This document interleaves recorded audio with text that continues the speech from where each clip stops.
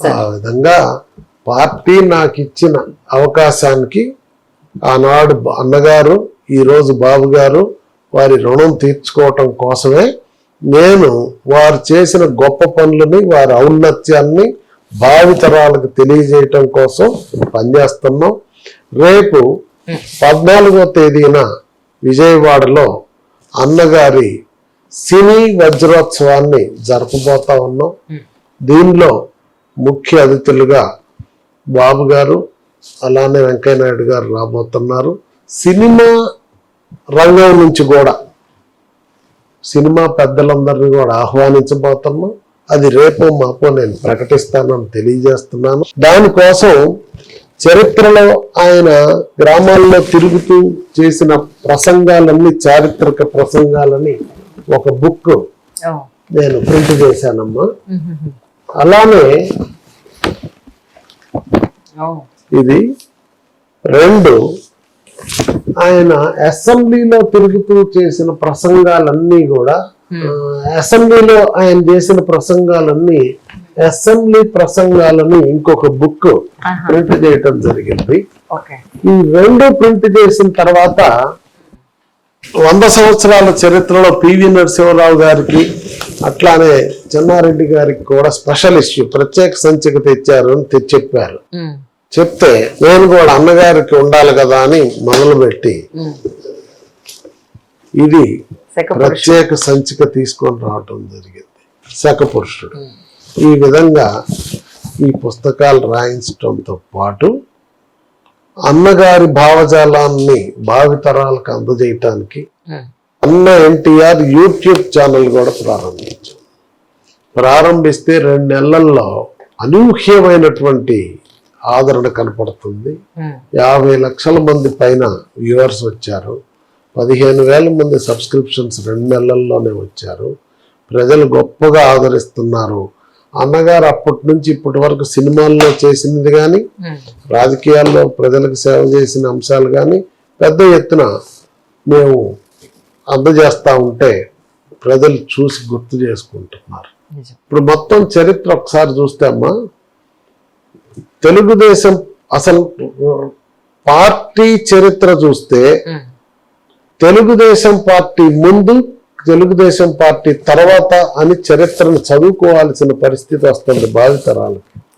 మనకి ఎట్లయితే కాలమానాన్ని కొలుస్తూ క్రీస్తు పూర్వం, క్రీస్తు తర్వాత అంటారో, శకం అంటారో, అలానే రాజకీయాల్లో తెలుగుదేశం ముందు, తెలుగుదేశం తర్వాత, ఎన్టీఆర్ ముందు, ఎన్టీఆర్ తర్వాత అని చరిత్ర రాసుకోవాల్సిన పరిస్థితి ఉంది.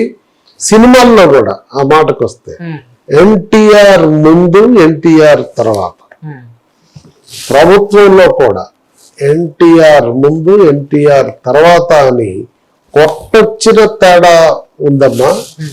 కొట్టొచ్చిన ముద్ర వేశాడు ఎన్టీ రామారావు గారు.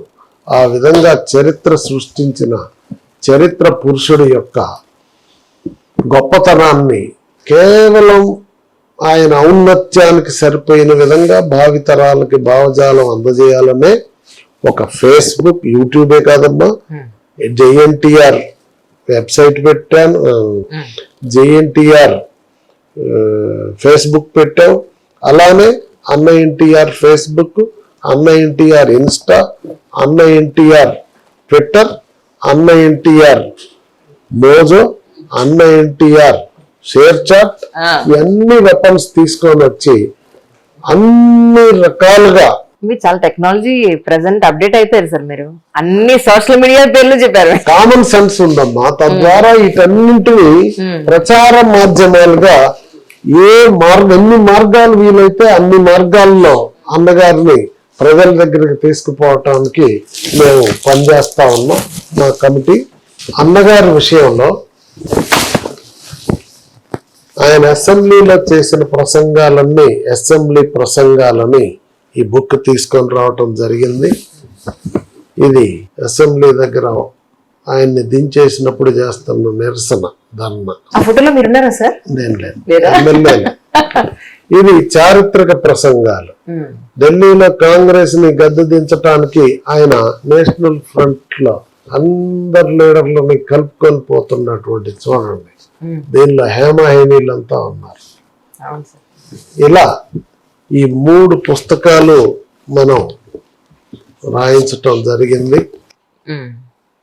ఈ 3 పుస్తకాలను కూడా అప్పుడు శత జయంతి సందర్భంగా తయారు చేసి సార్. మేము విజయవాడలో చారిత్రక ప్రసంగాలు, అసెంబ్లీ ప్రసంగాలు ఆవిష్కరించాం. హైదరాబాద్లో శకపురుషుడు ఆవిష్కరించటం జరిగింది. ఈ సభకి బండారు దత్తాత్రేయ గారు, అలానే సిపిఐ జాతీయ కార్యదర్శి రాజా గారు, సిపిఎం జాతీయ కార్యదర్శి సీతారాం ఏచూరి గారు హాజరయ్యారు. అప్పుడు ఒకసారి కాంగ్రెస్ ను గద్దె దించేటప్పుడు అన్నగారు బీజేపీని కమ్యూనిస్టుల్ని కలిపి నడిచారు. తర్వాత మళ్ళీ ఆయన సభకు వచ్చారు ఆయన మీద అభిమానంతో. అలా ఇందులో అన్నగారు చేసిన గొప్ప పనులన్నీ మహాపురుషుని మైలురాళ్ళు అనే పేరుతో, ఎందుకు ఇంత పుస్తకాలు చదివే ఓపిక లేని వాళ్ళ కోసం ఈ ముద్రించడం జరిగింది. వీటిని కూడా దాదాపు 30,000 వేసి మా కార్యకర్తలందరికి కూడా ఇంతకు ముందు పంపించాను. ఎందుకంటే వీళ్ళు చేసిన పనులన్నీ భావితరాలకు తెలియాలని. ఇప్పుడు రామాయణ మహాభారతాలు ఆ కాలంలో పుస్తకాలు రాయలేదనుకోండి, ఇవాళ ఎలా తెలిసేది, సమాజానికి ఎట్లా ఉపయోగపడాయి. అదే విధంగా ఒక పక్క పుస్తకాల్లో రాస్తూ, ఈ కాలం అంతా డిజిటల్ మీడియా యుగం గనక డిజిటల్ మీడియాలో కూడా వచ్చే విధంగా ఈ ఛానల్స్ అన్ని ఓపెన్ చేసి చేస్తా ఉన్నాం.